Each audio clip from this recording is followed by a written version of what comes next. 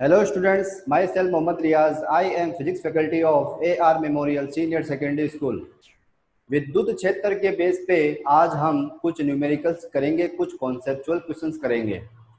ठीक है, तो आपके सामने जो विद्युत क्षेत्र के बेस पे जो पहला क्वेश्चंस है वो है, तो देखो आप इसको रीड करिए। इसमें देखो क्या लिखा हुआ है, एक आवेश जिसका परिमाण 2 माइक्रोकूलाम है।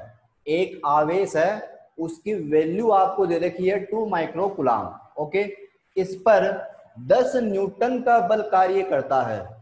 इस आवेश पर कितने न्यूटन का बल कार्य करता है? 10 न्यूटन का बल कार्य करता है। ठीक है, तो यह पूछता है कि विद्युत क्षेत्र का परिमाण और दिशा ज्ञात कीजिए। ठीक है स्टूडेंट्स, देखो जब आप कभी भी न्यूमेरिकल करो तो थ्योरी अपने आप से बनाओ। सबसे पहले यह सोचो कि इस पर जो 10 न्यूटन का बल कार्य कर रहा है वह क्यों कर रहा है। क्योंकि आपको पता है कि कभी भी किसी भी आवेश पर बल कब कार्य करता है, जब वह किसी दूसरे आवेश के विद्युत क्षेत्र में रखा होता है।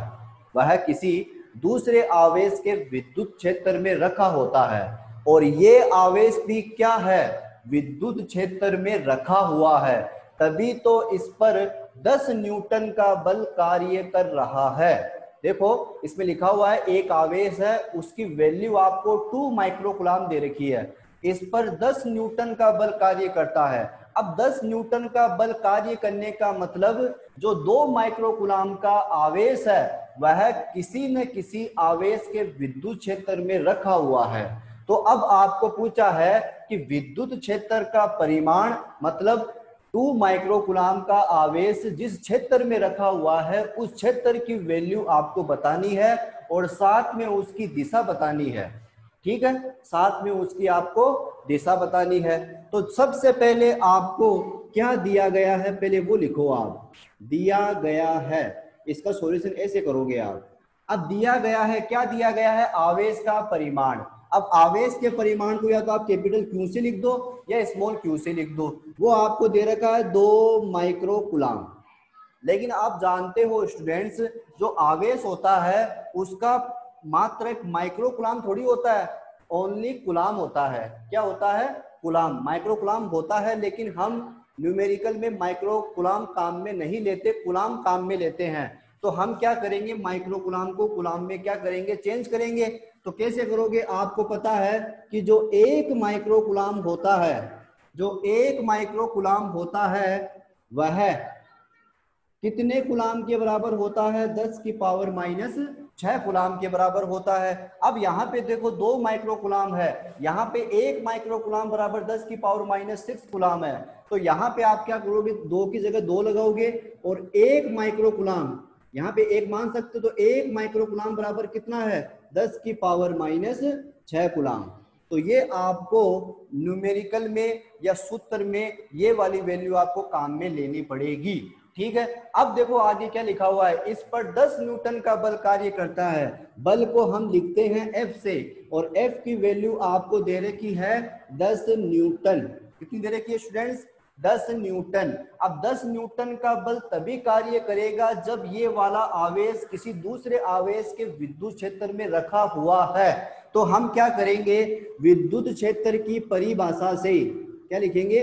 विद्युत क्षेत्र की परिभाषा से, विद्युत क्षेत्र की परिभाषा से, विद्युत क्षेत्र की परिभाषा से, विद्युत क्षेत्र की परिभाषा के लिए मैंने आपको एक सूत्र पढ़ाया था, E is equal to F upon क्या होता है, क्यों होता है। अब आपको E बताना है, तो E बताने के लिए आपको क्या क्या चाहिए? एक तो आपको F चाहिए और एक आपको Q चाहिए। F की वैल्यू देखो आपके सामने है, कितनी है? 10। ओके, और आवेश का परिमाण कितना है? 2 इंटू 10 की पावर माइनस 6, तो 2 इंटू 10 की पावर माइनस 6 हो गया। ठीक है, अब आप इसको इजी कैलकुलेशन कर सकते हो। देखो 2 का डिवाइड जब आप 10 में करोगे तो 5 आएगा, और 10 की पावर माइनस 6 जब ऊपर जाएगा तो प्लस में बन जाएगा 10 की पावर 6। ठीक है, तो ये क्या आ गया? विद्युत क्षेत्र का परिमाण आ गया। अगर आप इतना ही आंसर एग्जाम में करके आते हो तो स्टूडेंट्स आपके नंबर कट सकते हैं, क्योंकि आपने क्या किया, केवल विद्युत क्षेत्र का परिमाण ही ज्ञात किया है, विद्युत क्षेत्र का मात्रक तो आपने लगाया ही नहीं। तो फिजिक्स में याद रखना, कभी भी किसी भी भौतिक राशि या किसी भी राशि की वैल्यू या परिमाण ज्ञात करो तो साथ में उसका मात्रक लगाना बहुत जरूरी है।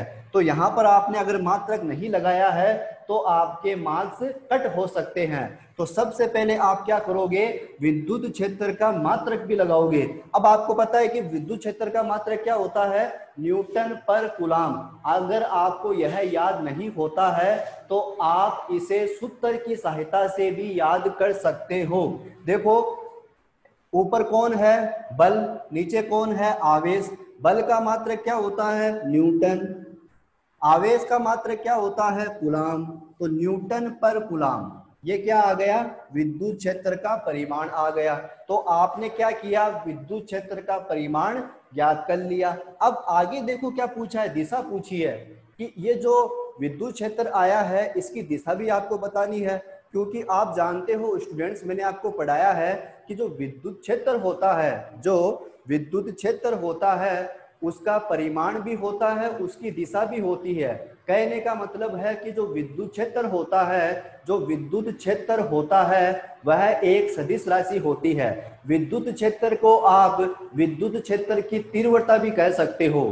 क्या कह सकते हो, विद्युत क्षेत्र को आप विद्युत क्षेत्र की तीव्रता भी कह सकते हो। तो हमें अगर यहाँ पे ऐसे कहता कि विद्युत क्षेत्र की तीव्रता ज्ञात कीजिए, तब भी आप E = F/Q लगाते। ओके, अब हम बात करते हैं इसकी दिशा की। तो देखो, आपको इसमें दिशा भी पूछी है। अब आपको दिशा पूछी है तो इसका मतलब सबसे पहले आपको आवेश की प्रकृति देखनी पड़ेगी, आवेश की प्रकृति के बारे में जानना पड़ेगा। अब आपको पता है स्टूडेंट्स, आवेश की प्रकृति दो टाइप की होती है, दो प्रकार की होती है। एक आवेश होता है धनात्मक, तो दूसरा आवेश होता है ऋणात्मक। ठीक है, तो सबसे पहले आप इस क्वेश्चन में यह चेक करो कि जो आवेश दिया गया है उस आवेश को धनात्मक दिया गया है कि ऋणात्मक दिया गया है। तो आप देख सकते हो जो आवेश है उसका परिमाण आपको 2 माइक्रोकूलम दिया है। अब 2 माइक्रोकूलम पॉजिटिव है कि नेगेटिव है, आप देख पा रहे हो कि जो 2 माइक्रोकूलम का आवेश है वह एक धनात्मक आवेश है। और मैंने आपको कल पढ़ाया था कि जब कोई धनात्मक आवेश विद्युत क्षेत्र में रखा होता है तो उस पर लगने वाले बल की दिशा विद्युत क्षेत्र की दिशा के अनुदिश होती है। और यदि कोई ऋणात्मक आवेश विद्युत क्षेत्र में रखा होता है तो उस पर लगने वाले बल की दिशा विद्युत क्षेत्र की दिशा के विपरीत होती है। तो आपको यहाँ पर एक रिजल्ट मिलता है कि जो 2 माइक्रोकूलम का आवेश है वह कैसा आवेश है, एक धनात्मक आवेश है। तो सबसे पहले आप यहाँ पे एक थ्योरी बना लोगे। क्या बनाओगे कि 2 माइक्रोकूलम का आवेश, 2 माइक्रोकूलम का आवेश एक धनात्मक आवेश है, एक धनात्मक आवेश है, एक धनात्मक आवेश है। अतः इस आवेश के लिए, इस आवेश के लिए, इस आवेश के लिए विद्युत क्षेत्र, विद्युत क्षेत्र व बल की दिशा, की दिशा क्या होगी, समान होगी या समान होगी,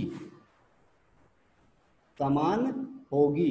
क्योंकि यह आवेश कैसा है, एक धनात्मक आवेश है। और एक धनात्मक आवेश के लिए विद्युत क्षेत्र की दिशा और बल की दिशा क्या होती है, समान होती है। अगर यही आवेश ऋणात्मक होता तो इस पर लगने वाले बल की दिशा विद्युत क्षेत्र की दिशा के विपरीत होती, अर्थात विद्युत क्षेत्र की दिशा और बल की दिशा एक दूसरे के विपरीत होती। तो ये एक कॉन्सेप्चुअल या न्यूमेरिकल जो सूत्र पे आधारित क्वेश्चन था मैंने आपको करवाया है। ऐसे ही हम अगले लेक्चर में भी विद्युत क्षेत्र की तीव्रता के बेस पे कुछ न्यूमेरिकल्स करेंगे स्टूडेंट्स। तब तक के लिए आप पढ़ते रहें, चैनल को सब्सक्राइब करें, लाइक करें। Thank you.